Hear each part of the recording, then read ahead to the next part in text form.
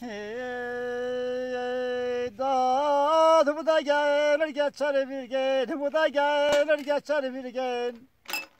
Dağ koyup yollaşlar iter bir gün, koyup yollaşlar iter bir gün. İran gezimizin son gününü Zagros dağlarında göçebe hayatı süren ve anlayabileceğimize yakın bir Türkçe konuşan Kaşkay Türklerine ayırdık. Gitmeden önce de Türkçe konuştuklarını bilmemize rağmen konuşmalarının çoğunu anlayabiliyor olmak bizi oldukça şaşırtmıştı. Kaşkaylilerin konuştukları Türkçe, İran'ın orta bölgelerinde yaşamalarına rağmen muhtemelen konar göçer bir hayat sürdükleri için Farsçadan çok etkilenmemiş.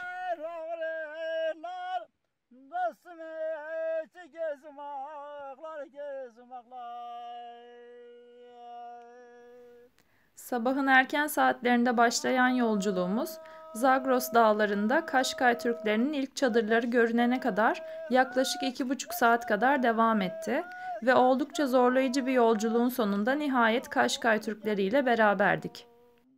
Nüfuslarının 3 milyon civarında olduğu düşünülen Kaşkay Türkleri, ağırlıklı olarak yaşadıkları ve şu an bulunduğumuz Şiraz'ın da içinde bulunduğu Fars eyaleti bölgesine Orta Asya'dan 11. yüzyılda gelmeye başlamışlar ve 19. yüzyıla kadar göçleri devam etmiş.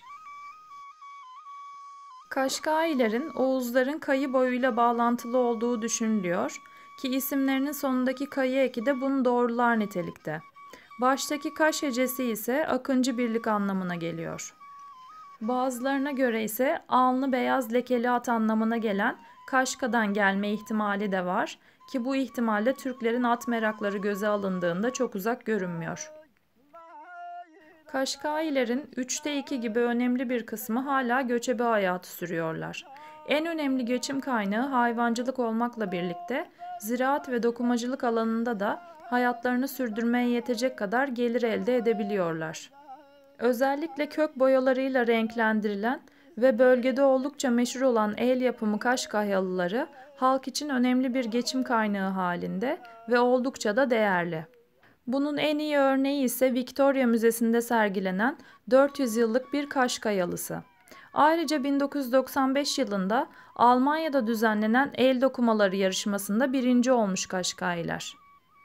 Hayvancılık ise hiçbir zaman bırakamadıkları bir uğraş olmuş ve hayvanlarının ardından yazları daha kuzey bölgelere, kışınsa güneydeki İran körfezine yakın bölgelere 400 ila 1000 kilometre göç ederek sürdürmüşler yaşamlarını Kaşkaylılar. Kaşkay Türkleri meşk dedikleri su içme kaplarından debbe dedikleri barut haznelerine kadar günlük hayatta kullandıkları birçok şeyi hayvanlardan elde ediyorlar.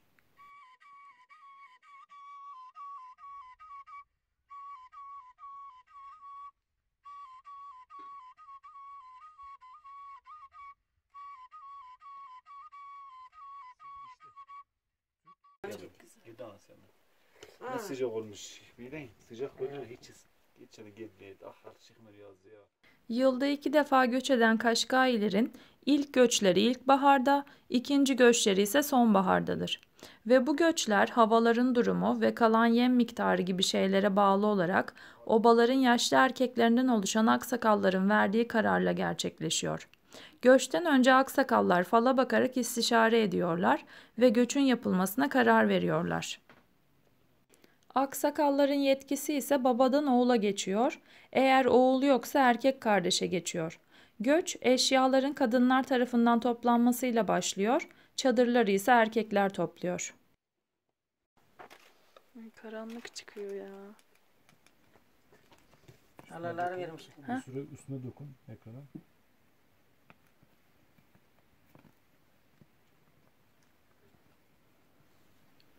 ...11. yüzyılda başlayan göç dalgasından itibaren zamanla nüfusları o kadar artmış ki Kaşgaylilerin siyasi ve askeri bir güç olarak ön plana çıkacak kadar bölgede söz sahibi olmuşlar. Hatta bölgede yaşayan diğer etnik gruplar zamanla Kaşgay Türklerinin gelenek, görenek ve dillerini benimseyerek bu grup içinde asimile olmuşlar. Çevirdin onu. Yok yaktır koptur. Ancak Rıza Şah Pehlevi'nin Türk kökenli Kajar hanedanlığını yıkarak başa geçmesiyle Kaşkaylar için zor zamanlar başlamış. 1926'da Gülistan Sarayı'nda devletin başına geçerek antik çağdaki Perslerin yazı ve dillerini sembolize eden Pehlevi lakabını alan Rıza Şah, İran'daki Türk etkisini silmek amacıyla Farsça dışındaki tüm coğrafi ve tarihi isimleri kaldırmış ve Türkçe'ye tamamen yasak getirmiş.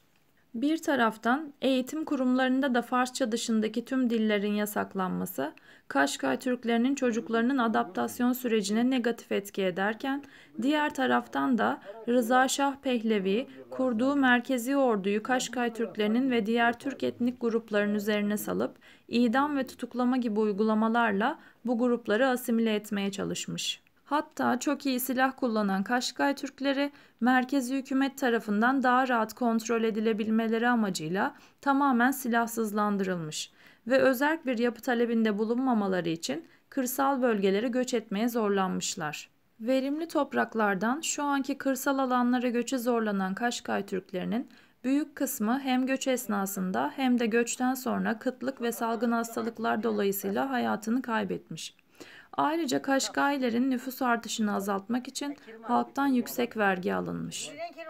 Biliyorum. Tar gidin bundan yukarı. Benim anneannemin de vardı. Anada var. Tabii. Tar git bundan yukarı. Şimdi Aziz değildir anada var. Bakalım benim aksine kaşan mı? He? Aksine kaşan yolla. Fotoğrafa mı bakacaksın? Agir. Agir.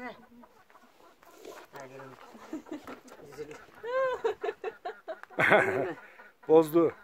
Kopardı. Agir Bir şey olmaz değil mi? Başı olmuyor. Başaramadı mı? Başı olmuyor. Sen çok güzel yapıyorsun ya. Güzel yapayım. Desen teyar tez yapın. Tez edin. Tez yapın. Tez edecek. Buna iş görmüyor yapmak. Ne iş görmek? İş görmek ya. İş görmek. Biz Çok güzel iş görüyorsun.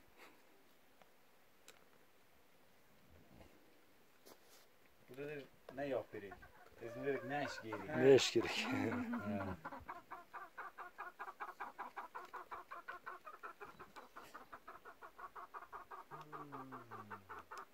Burada şanlı yetişiyoruz. Varla. Burada pişman olmuşlar ki ne şam kalabilmiyorlar. He ya vallahi. Şuraya yetişeceğim bari. Daha Kasık gelse kapıları. Keşke kalabilsek ama Biraz gideyiz. havalanda asılır saat. vaktimiz olsa kalırdık ama Der vaktimiz olsa kalırdık. Der vakti azizdir. Bu da ya. Baba bir defa da bunu getir. Tripledir ama biraz. Bir defa da bunu getir.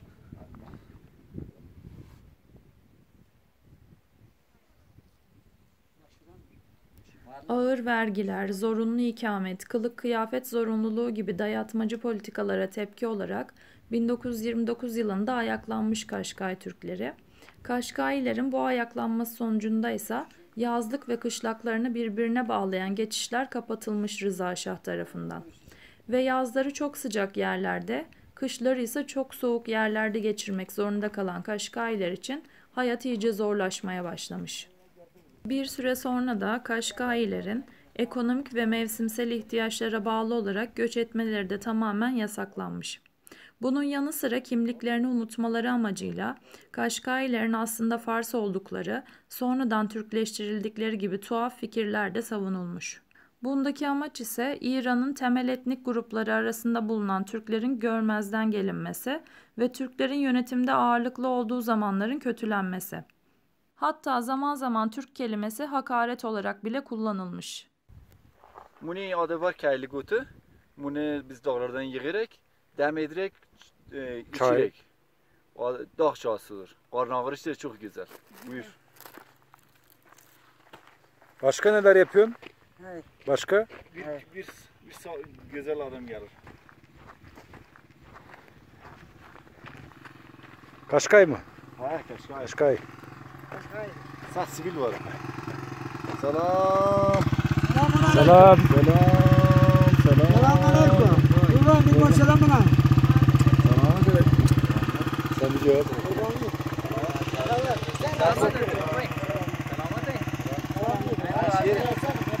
Selam. Zamanında çok sıkıntı çekmiş olsalar da Kaşkay Türkleri çok sıcak ve sevecen insanlar. Issızlığın ortasında kendilerine gayet güzel ve doğal bir hayat kurmayı başarabilmişler. Ve sizi misafir ettikleri süre içinde ellerinde ne varsa sizinle paylaşıyorlar. Yolunuz Şiraz'a düşerse mutlaka Kaşkay Türklerini ziyaret edin. Şehrin gürültüsünden uzak ve doğanın içinde Kaşkay Türklerinin misafirperverliği eşliğinde huzurlu bir gün sizi bekliyor olacak. Doğayı ve organik hayatı sevenlerin daha organiğini bulabileceğini sanmıyoruz.